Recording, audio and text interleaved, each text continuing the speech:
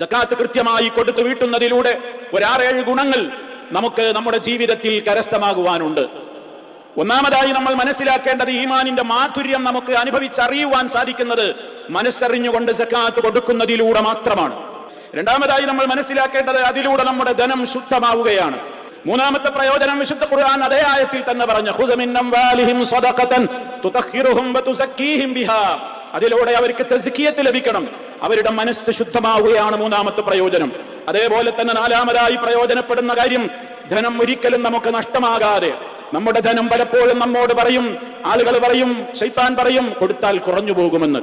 ഇസ്ലാം പറയുന്നത് നിന്റെ ധനം അന്യാധീനപ്പെട്ടു പോകാൻ, അത് മോഷ്ടിക്കപ്പെട്ടു പോകാതിരിക്കാൻ, അത് നീ വിചാരിക്കാത്ത വഴിയിലൂടെ അതിന്റെ ബറക്കത്ത് ചോർന്ന് നഷ്ടപ്പെടാതെയാകാൻ, നിന്റെ ധനത്തിന് നല്ല പ്രൊട്ടക്ഷൻ കിട്ടുവാൻ, അതുപോലെ തന്നെ അതിന്റെ വളർച്ചയും പുരോഗതിയും നിന്റെ ധനത്തിൽ അടിക്കടി വർദ്ധിക്കുവാനൊക്കെ സകാത്താണ് നിനക്ക് കാരണമാവുക എന്നാണ്. വിശുദ്ധ ഖുർആൻ പറഞ്ഞു, വമാ ആതൈതും മിൻ സകാത്തിൻ തുരീദൂന വജ്ഹല്ലാഹ് ഫഉലൈക ഹുമുൽ മുദഇഫൂൻ.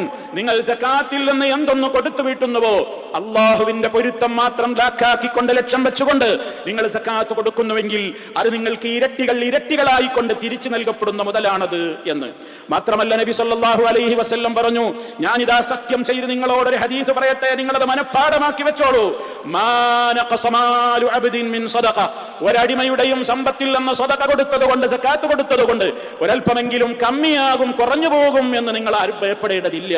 അതുകൊണ്ട് തന്നെ ഈ പ്രധാനപ്പെട്ട രൂപത്തിലുള്ള പ്രയോജനവും നമുക്ക് നിലനിൽക്കുന്നത് നമ്മുടെ നിർബന്ധദാനമായ സകാത്തിലൂടെയും ഐച്ഛിക ധർമ്മങ്ങളായ സദഖകളിലൂടെയുമാണെന്ന് നമ്മൾ മനസ്സിലാക്കുക.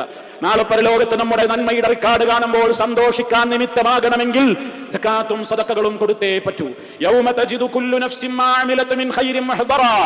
ഓരോ മനുഷ്യനും അവിടെ നാളെ പരലോകത്ത് താൻ ചെയ്തിട്ടുള്ള ഖൈറുകളെ തന്റെ മുമ്പിൽ ഇങ്ങനെ തെളിഞ്ഞ റിക്കാർഡുകളായി കാണുമ്പോൾ അവന് സന്തോഷിക്കുവാൻ നിമിത്തമാകണമെങ്കിൽ ഈ മേഖലയിൽ അവൻ ശ്രദ്ധിച്ചേ പറ്റൂ. ആറാമത്തെ കാരണമായി പ്രത്യേകം പ്രയോജനം എടുത്തു പറയാനുള്ളത് സമൂഹത്തിൽ സൗഹൃദം വളരും എന്നുള്ളതാണ്. ഏഴാമത്തെയും അവസാനത്തെയുമായ കാരണമായി പറയാനുള്ളത്, നല്ല ഒരു മരണം നമുക്ക് വേണോ, നിർബന്ധമായും സക്കാത്ത് കൊടുത്തിരിക്കണം.